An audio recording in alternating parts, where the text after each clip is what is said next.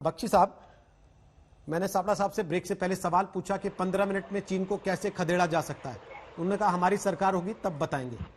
लेकिन आपके पास तो कोई प्लान होगा सर कि 15 मिनट में कैसे खदेड़ सकते हैं? देखिए, सच मानो में मुझे राहुल गांधी का बयान सुन के एक तरफ तो बहुत खुशी हुई कि कम से कम आक्रामक तेवर तो दिखाए हैं साहब इतने वर्षों बाद। लेकिन जिस नॉन सीरियस वे में उन्होंने उसे एक्सप्रेस किया, वो सारा मजा किरकिरा हो गया। सही मानो, अगर वो सीरियस तरीके से कहते तो कुछ और ही बात होती। लेकिन वो 15 मिनट वगैरह जो पहाड़ों की लड़ाई होती है, वो 15 मिनट तो क्या साहब, 15 दिन भी बहुत कम होते हैं। कारगिल में 3 महीने तकरीबन युद्ध चला था, तब जाके हम उनको हाइट से खदेड़ पाए। ठीक है, पहाड़ों में स्लो मोशन में कार्रवाई होती है, बिकॉज ज्यादातर ऑन फुट आपको एक्शन करना पड़ता है। मैं सिर्फ ये कहना चाहता हूं कि देर आए दुरुस्त आए। कम से कम आपने वादा ना वफा करते, वादा तो किया होता, कम से कम कहा तो है। अब देखिए, बात ऐसी है, चीन की फौज को युद्ध लड़े 42 साल हो गए। लास्ट वो लड़े थे वियतनाम में और वहां वो पिटे थे। ठीक है साहब, उनकी फौज को जंग का तजुर्बा बिल्कुल जीरो के बराबर। हमारी फौज माउंटेन वॉरफेयर में दूसरा कोई सानी नहीं है, ये चीन के कमांडर खुद कह रहे हैं। हमारी वायुसेना उस पर भारी पड़ेगी जो मौजूदा स्थिति है उसमें।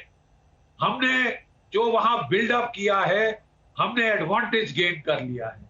मैं समझता हूं कि अब हमको ये एडवांटेज प्रेस होम करना चाहिए, ताकि चीन के लिए इस प्रकार के आक्रामक तेवर दिखाने के लिए कॉस्ट्स और कॉन्सिक्वेंसेस बढ़ाए जाएं, ताकि या तो वो ये मामला जो कि वर्षों से, जो कि दशकों से लटका आ रहा है, उसको सुलझाए, या फिर ये गीदड़ भभकियां हर साल जो ये तमाशे करता है हमारी सीमाओं पे, 2013 में शुमार, 2014 में देवसान, 2019 में ये आपका जो है डोकलाम पे आ गया था, और अब ये 2020 में 5 जगह ये हमारे पे चढ़ाया है, ये पूर्वी लद्दाख में।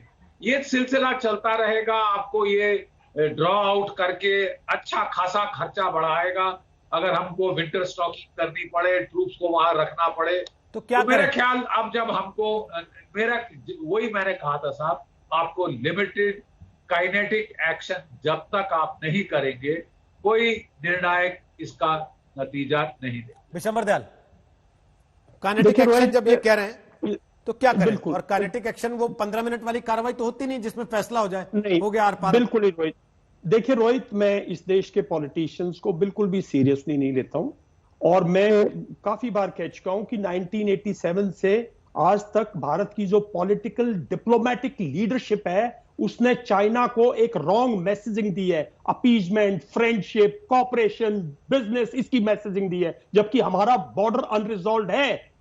और अब वक्त था, एक पार्लियामेंट सेशन था, एक स्ट्रांग रेजोल्यूशन लाना चाहिए था, बहुत स्ट्रांग बातें की। भारतीय फौज इस टाइम पर 15 मिनट में नहीं कर सकता, कोई भी कुछ नहीं कर सकता। मैं जो कह रहा हूं वो बात, पहले तो मैसेजिंग दीजिए ना कि साहब, जो साउथ ऑफ पेंगोंग से जो हमने किया है, जो हमने जो हाइट्स हमने ऑक्यूपाई किए, वो हमारी थी, हमारी है, हमारी रहेंगी। हम वहां जो मर्जी करें, चाइना का उससे कोई लेना देना नहीं है। पहले तो ये मैसेजिंग दीजिए कि वो निगोशिएबल इशू नहीं है। निगोशिएबल इशू है north of Pangong so finger 4 और फिंगर 8 के बीच में। भारत ने ये मैसेज अब तक नहीं दिया? 7 बार की जो कोर कमांडर लेवल की बैठक हुई साहब, ये आप पूरा देश ये मैसेज देना, मैसेज दिया होगा। मैं तो कैसे देश कैसे मैसेज दे? क्या चीनी लड़ियों का बहिष्कार कर दे दिवाली पे फिर से, बोले कि नहीं साहब हम चाइनीज गुड्स नहीं खरीदेंगे? देखिए साहब, मैं अगर आप सीरियसली पूछ रहे हैं, पहले तो पार्लियामेंट में एक रेजोल्यूशन होना चाहिए था, जो नहीं हुआ। दूसरा, डिप्लोमेटिकली जो 1993 से 5 संधियां है, उससे विड्रॉ करने की आपने एक बार भी धमकी नहीं दी। आप और बातें करना चाहते हो उससे। तीसरा साहब, मैं बता रहा हूं आपको कि जो साउथ ऑफ पेंगोंग से, उसकी बात ही मत करो। पहले तो बोलो फिंगर 4, फिंगर 8 पर आप आए ना, स्ट्रेटेजिक फोर्सेस आप लाए, रिजर्व्स आपने मोबिलाइज किए, पहले चाइना को बोलो रिजर्व्स को मूव बैक करेगा ना। आप बात ही वो कीजिए जो उसने गलत किए। आपने जो डेप्सोंग प्लेन्स पर जो आप वाई जंक्शन पर आकर बैठ गए हो, आप उसकी बात कीजिए और बात ही मत कीजिए। ठीक है। और जब नहीं करता है तो जैसे मैं जनरल बख्शी के साथ बिल्कुल सहमत हूं। पहली बात तो मैं उनमें से हूं जो कह रहा हूं जब हमारा जून में जो गलवान था वो एक हमने इनिशिएटिव लिया था, उसको रोकना नहीं चाहिए था। Success should have been exploited.